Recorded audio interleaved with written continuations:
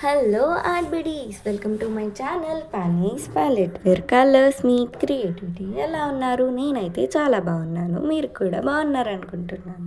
ఈరోజు అయితే మనం ఒక హ్యాండ్మేడ్ రాఖీని అయితే చేయబోతున్నాం.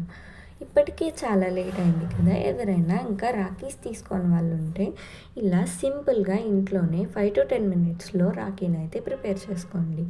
లేట్ ఎందుకు, వీడియోలోకి అయితే వెళ్ళిపోదాం. నేను చూపిస్తున్నట్టుగా ఇలా ఒక కార్డ్బోర్డ్ని అయితే తీసుకొని హ్యాండ్ని అయితే డ్రా చేయండి.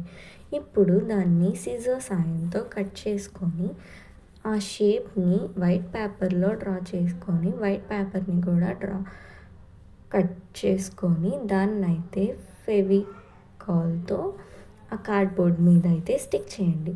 ఇప్పుడు నేను చూపిస్తున్నట్టు డిజైన్ అయితే ఇలా అయితే వేసుకొని దాని మీద సన్నటి మార్కర్తో అవుట్లైన్ అయితే తీసుకోండి. తర్వాత నేను చూపించిన కలర్స్ని ఎక్కడైతే వేసానో అక్కడ అలా అయితే వేయండి. అంతే, సింపుల్, మన రాఖీ అయితే అయిపోతుంది.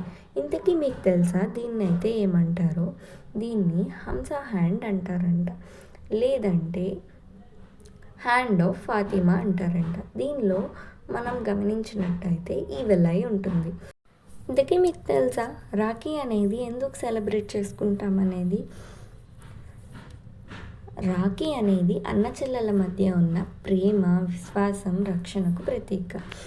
ఈ రాఖీని సెలబ్రేట్ చేసుకోవడానికి చాలా స్టోరీస్ అయితే ఉన్నాయి, కానీ మనకు తెలిసిన స్టోరీ ఏంటంటే కృష్ణుడు, ద్రౌపది. ఒకసారి శ్రీకృష్ణుడు సుదర్శన చక్రాన్ని ఉపయోగించినప్పుడు ఆయన వేలు గాయమై రక్తం వస్తుండగా ద్రౌపది వెంటనే తన చీర కొంగును చింపి చిన్న ముక్కనైతే ఆయన వేలికైతే కడుతుంది. ఆమె ప్రేమ, ఆప్యాయత చూసి శ్రీకృష్ణుడు హృదయపూర్వకంగా ప్రభావితుడయ్యాడు. ఆయన మాటిచ్చాడు ద్రౌపదికి, నీకు ఎప్పుడైనా కష్టం వస్తే నేను తప్పక రక్షిస్తాను అని. తర్వాత హస్తినాపుర సభలో ద్రౌపదిని అవమానించే ప్రయత్నం జరిగేటప్పుడు శ్రీకృష్ణుడు తన వాగ్దానం నిలబెట్టుకుని అనంతమైన చీరను ప్రసాదించి ఆమె గౌరవాన్ని కాపాడుతాడు. సో ఇదైతే స్టోరీ. ఇంకా వీడియోలోకి అయితే వెళ్ళిపోదాం.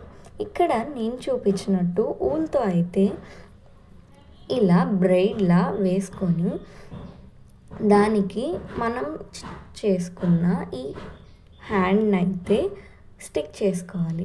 అంతే, చూసారు కదా, సింపుల్.